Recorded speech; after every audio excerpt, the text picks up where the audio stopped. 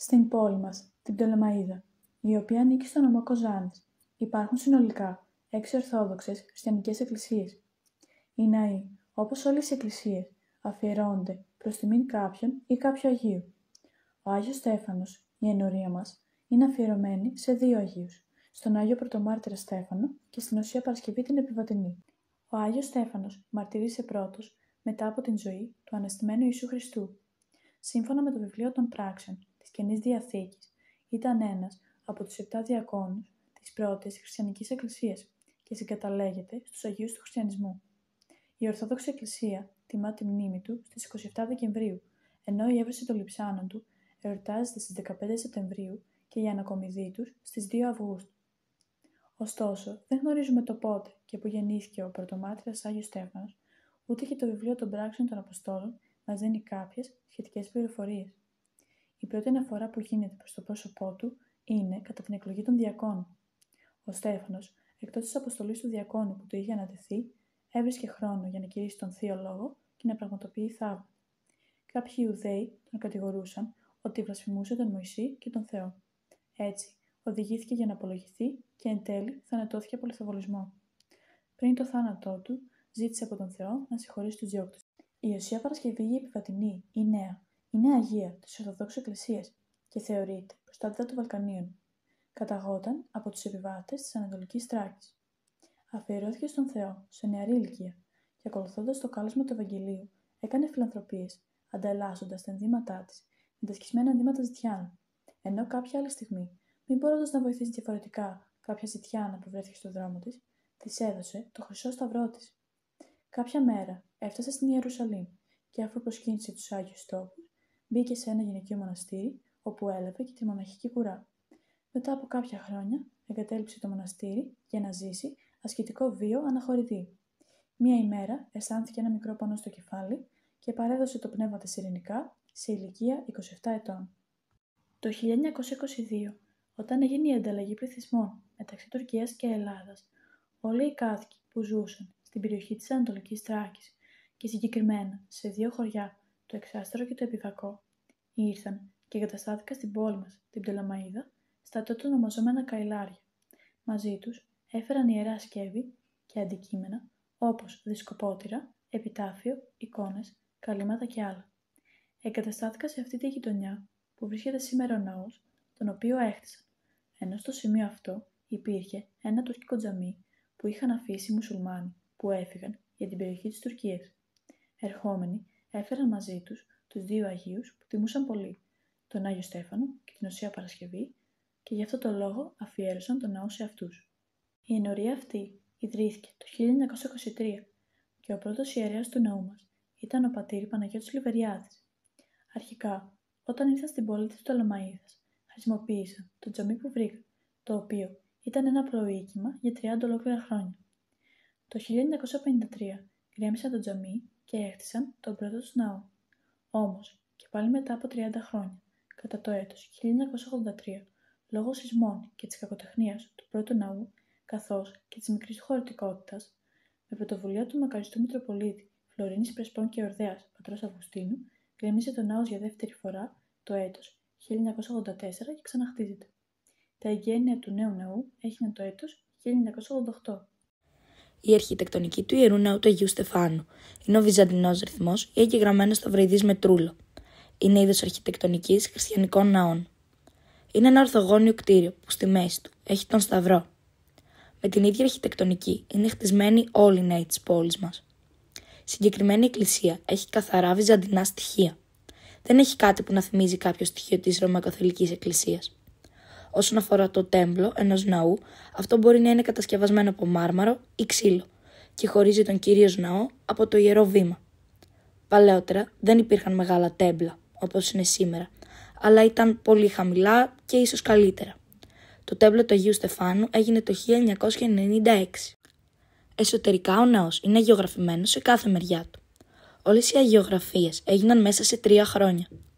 Συνεχίστηκαν το 2020 και τελείωσαν στα τέλη του 2023 και στις αρχές του 2024. Στις αγιογραφίες υπάρχει ένα πρόγραμμα στους ναούς που πρέπει να ακολουθείτε. Στον τρούλο, που είναι το τεχνικό βαθούλωμα, κυρίως στο κέντρο του ναού, ζωγραφίζουμε τον Χριστό ως Παντοκράτορα, τον Θεό, και ακριβώς γύρω από τον Χριστό ξεκινάει μια σειρά αγγέλων. Κάτω από τους αγγέλους υπάρχει ένας χώρος με την Παναγία, με τον Ιωάννη τον Πρόδρομο και με τους Αγίους του Ναού. Επιπλέον, στον τρούλο να παριστάνται οι δίκαιοι προπάτορες, Μωυσής, Ιακώβ και άλλοι. Πιο κάτω απεικονίζονται κάποιες μορφές της Παλαιάς Διαθήκης. Κάτω από τα παράθυρα, κάποιοι άνθρωποι κρατάνε τα χαρτιά ανοιχτά. Όλοι αυτοί είναι οι προφήτες που ζήσαν 500 χρόνια πριν τη γέννηση του Χριστού και μίλησαν για τον Χριστό, προφητεύοντας την έλευσή του. Στις 4 γωνίες του τρούλου ζωγραφίζονται πάντα οι 4 Ευαγγελιστές: ο Άγιος Ματθαίος, ο Άγιος Ιωάννης ο Θεολόγος, ο Άγιος Μάρκος και ο Άγιος Λουκάς. Πάντα στους ναούς οι Άγιοι να παριστάνται χαμηλά, διότι μας θυμίζουν ότι το Ευαγγέλιο πρέπει να το τηρούμε και όπως αυτοί, ενώ ήταν άνθρωποι σαν και εμάς, κατάφεραν με τη χάρη του Θεού να φτάσουν στην αγιότητα, μπορούμε κι εμείς. Το Άγιο Βήμα είναι το ιερότερο μέρος που έχει ένας ναός και στον οποίο υπάρχει Αγία Τράπεζα, πάνω στην οποία τελείται το μυστήριο της Θείας Ευχαριστίας. Σε κάθε λειτουργία, ο Χριστός μας, αόρατος, είναι αυτός που μας τρώνε το τραπέζι του. Όπως όλοι έχουμε ανάγκη το φαγητό, το νερό, τα φάρμακα και τα ρούχα. Έτσι το τραπέζι μας το στρώνει ο ίδιος ο Θεός μας και μας προσφέρει το ίδιο του το σώμα και το αίμα. Λέγεται Αγία Τράπεζα γιατί υπάρχουν 3 ιερά αντικείμενα πάνω στο τραπέζι. Το πρώτο δεν μπορούμε να το δούμε γιατί είναι σφραγισμένο. Αλλά αν σηκώναμε τα καλύματα, θα βλέπαμε ότι έχει μια τρύπα που είναι σφραγισμένη πλέον με κερί και μαρμαρόσκονη. Μέσα σε αυτή την τρύπα, όταν εγκαινιάστηκε ο ναός το 1988, τοποθετήθηκαν μικρά τεμάχια πολύψανα Αγίων. Η Αγία Τράπεζα συμβολίζει και τον τάφο του Χριστού μας. Ο Χριστός όμως, επειδή αναστήθηκε, δεν υπάρχει το σώμα του. Γι' αυτό βάλαμε λείψανα από ανθρώπους που του έμοιασαν, δηλαδή τον Αγίων. Το δεύτερο αντικείμενο που βλέπουμε πάνω στην Αγία Τράπεζα είναι το Ευαγγέλιο, στο οποίο περιέχει το λόγος και η ζωή του Χριστού μας. Το τρίτο είναι η Θεία Κοινωνία, που φυλάσσεται μέσα σε ένα κουτάκι όλο το χρόνο, το οποίο δεν καταστρέφεται, διότι είναι το σώμα και το αίμα του Κυρίου μας. Όμως, γιατί υπάρχει Θεία Κοινωνία? Η Θεία Κοινωνία υπάρχει για να έχουμε την παρουσία του Χριστού μας. Για εμάς μπορεί να είναι ψωμί και κρασί, αλλά στην πραγματικότητα είναι το σώμα και το αίμα του Χριστού.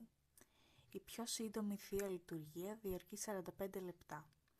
Ο ιερέας μπορεί να μεταλάβει ανθρώπους που βρίσκονται στο κρεβάτι και δεν μπορούν να εκκλησιαστούν ή κάποιοι άνθρωποι οι οποίοι είναι τιμοθάνατοι μπορούν να καλέσουν τον ιερέα να πάει σπίτι τους για να τους κοινωνήσει.